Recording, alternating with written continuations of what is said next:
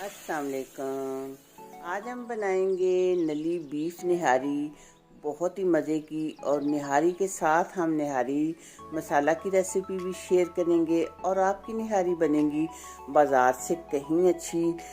मसाला इसका बहुत आसान सा है, कोई इसमें बहुत ज़्यादा चीज़ें नहीं डालनी पड़ती, लेकिन बस चंद चीज़ों का ध्यान रखना होता है। वो चीज़ें हम परफेक्ट डालेंगे तो हमारा मसाला बनेगा बहुत ही अच्छा। आप सब लोग जानते हैं कि निहारी बाज़ार से बहुत महंगी मिलती है और वो बहुत महंगी पड़ती है, तो आप बहुत कम पैसों में घर बहुत आसानी से बाज़ार से कहीं अच्छी निहारी बना सकते हैं, कम पैसों में बहुत ज़्यादा सारी निहारी। तो आपने मेरे साथ साथ रहना है और प्लीज़ वीडियो को पूरा देखना है, चैनल को ज़रूर सब्सक्राइब करना है। वीडियो अच्छी लगे तो दोस्तों के साथ शेयर भी करना है और ध्यान से देखना है, कोई चीज़ मिस नहीं करनी। अगर आप लोग वीडियो को स्किप कर देते हैं कहीं से भी तो फिर वो आपको पता नहीं चलता कि रेसिपी कैसे बनेगी। सबसे पहले हम लेंगे 2 टेबलस्पून सौंफ, 2 टेबलस्पून ज़ीरा, 2 टेबलस्पून धनिया, 1 टेबलस्पून काली मिर्च और 1 टीस्पून हम लेंगे अजवाइन। ये चीज़ों की क्वांटिटी का आपने ध्यान रखना है। और हम लेंगे 2 बादियान के फूल, 2 बड़ी इलायची और सब्ज़ इलायची तकरीबन 15 हमने लेनी है। ये दालचीनी के 2 टुकड़े, 10 लौंग और अब हम लेंगे जावित्री का 1 फूल। जायफल का हमने लेना है चौथा हिस्सा, यानी एक जायफल को तोड़ेंगे तो उसको फिर आपने उसके 3 हिस्से नहीं डालने, चौथा हिस्सा हमने उसका डालना है क्योंकि इसका बहुत स्ट्रॉन्ग फ्लेवर होता है। अब हम ये लो फ्लेम पर मसाले भून लेंगे, 2-3 मिनट तक भूनेंगे, फिर इन्हें ठंडा करके इनका आपने पाउडर बना लेना है। अभी हमने इसमें कुछ और चीज़ें डालनी हैं। 3 टेबलस्पून हम लेंगे आटा और 3 टेबलस्पून ही उसमें डालेंगे बेसन। इन दोनों चीज़ों को भी हमने बिल्कुल लो फ्लेम पे भून लेना है। ये ध्यान रखें कि जो भी चीज़ हम ड्राई रोस्ट कर रहे होते हैं फ्लेम बिल्कुल लो रखते हैं और हल्का सा गोल्डन कलर आने तक हम इन दोनों चीज़ों को भून लेंगे। और मसाले का जो हमने पाउडर बना के रखा था इसमें 2 टेबलस्पून हम डालेंगे कश्मीरी लाल मिर्च और 1 टेबलस्पून हम डालेंगे इसमें सुरख मिर्च और ½ टीस्पून डालेंगे हल्दी, 1 टेबलस्पून या टेस्ट के मुताबिक आप इसमें डालेंगे नमक। इसके बाद जो आटा और बेसन हमने भून के रखा था वो इस मसाले में डाल लेंगे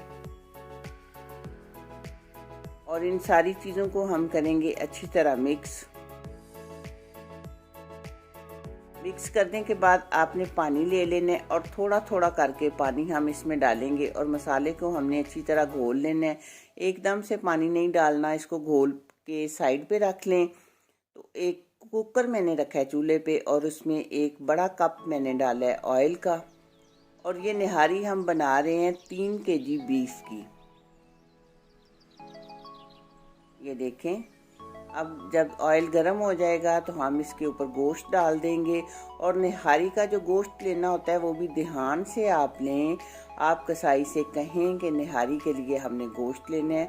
वो ख़ास तरह की बोटियाँ होती हैं, ये देखें मैं आपको दिखाऊं, वो इस तरह की बोटियाँ होती हैं। ये देखें, आप कहेंगे तो कसाई को समझ आ जाती है, वो आपको निहारी वाला ही देगा। और 3-4 से नलियाँ आप अलग ले लें क्योंकि नलियाँ इसमें जितनी ज़्यादा होना फिर उसका जायका उतना ही ज़्यादा अच्छा बनता है। तो इसको हम भूनेंगे। 3-4 मिनट के बाद 2 टेबलस्पून हम इसमें लहसुन का पेस्ट या चॉप किया हुआ लहसुन डाल देंगे। लहसुन के साथ भी हम इसको अच्छी तरह भूनेंगे। अभी हमने इसमें और कुछ नहीं डालना, सिर्फ हमने गोश्त और लहसुन को भूनना है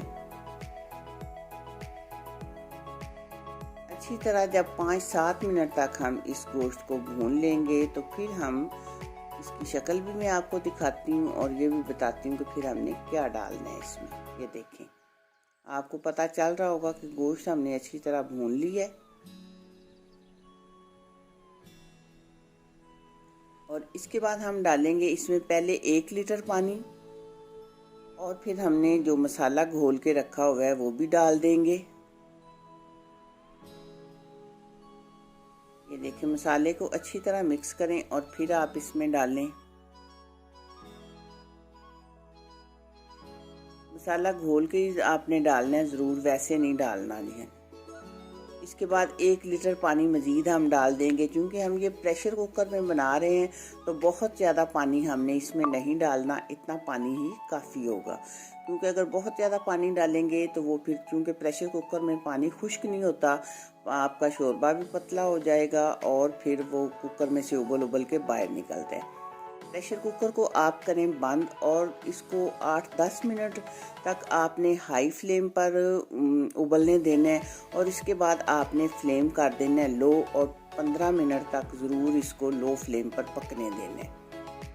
यानी तकरीबन 25 मिनट जो है ना वो कुकर के अंदर ये पकेगी। तो इसके बाद मैं आपको खोल के दिखाती हूँ, लेकिन जब कुकर की बिल्कुल गैस निकल जाएगी तब आपने खोलना है।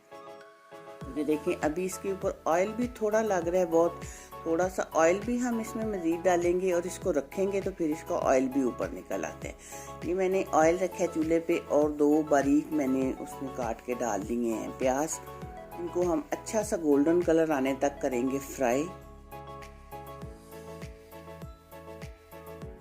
और प्याज हमेशा इस तरह हाई फ्लेम पर आपने फ्राई करने होते हैं। ये देखें, अच्छा सा गोल्डन कलर आ चुका है, तो ज़्यादा प्याज हम निकाल लेंगे, थोड़े से प्याज हम बिल्कुल रहने देंगे ऑयल में। और ये थोड़े से प्याज और थोड़ा ऑयल हम जो है निहारी के ऊपर डालेंगे। अब आप देखें कि जब तक मैंने प्याज सुरख किए हैं ना, निहारी पड़ी रही है तो उसका अपना ऑयल भी ऊपर निकल आया है। इसी तरह आप इसको 10 मिनट तक पड़ा रहने दें और सारा ऑयल ऊपर आ जाएगा।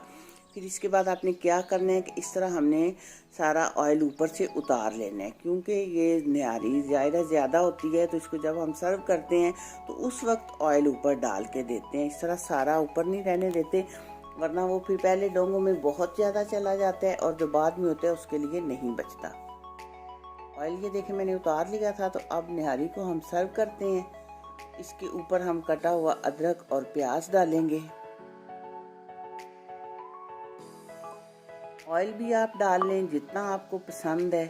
ये देखें, मैंने ऑयल ऊपर डाल ली है तो बहुत मज़े की, बहुत शानदार निहारी तैयार हुई है। क्या इसका जायका था, और नली में आपको वो नज़र आ रहा है मग्ज़ भी, जो कि बहुत मज़े का लगता है जब हम निहारी में इसको मिक्स करते हैं। तो आपने देखा कि अगर हम कितनी भी मुश्किल चीज़ हो उसको हम आसान तरीके से घर पे तैयार करें तो बहुत अच्छी साफ़ सुथरी और मज़े की चीज़ हम घर तैयार कर सकते हैं।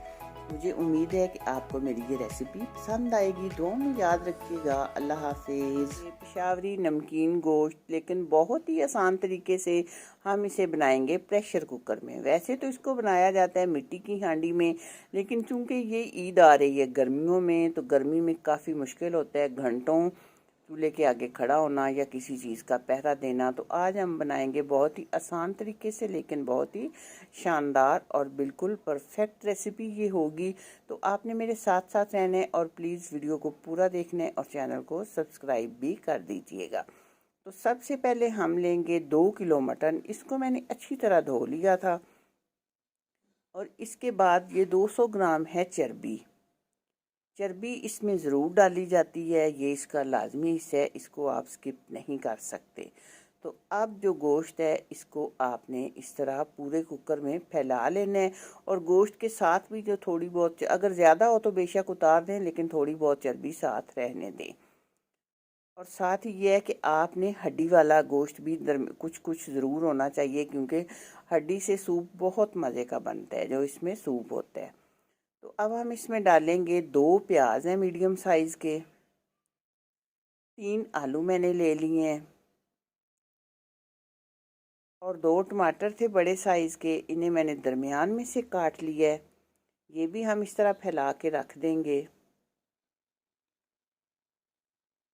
और अब हम इसमें डालेंगे लहसुन का 1 फूल, उसे मैंने अच्छी तरह धो लिया था। इसी तरह बगैर छीले आपने डाल देना है, लेकिन धोना उसको बहुत अच्छे तरीके से है।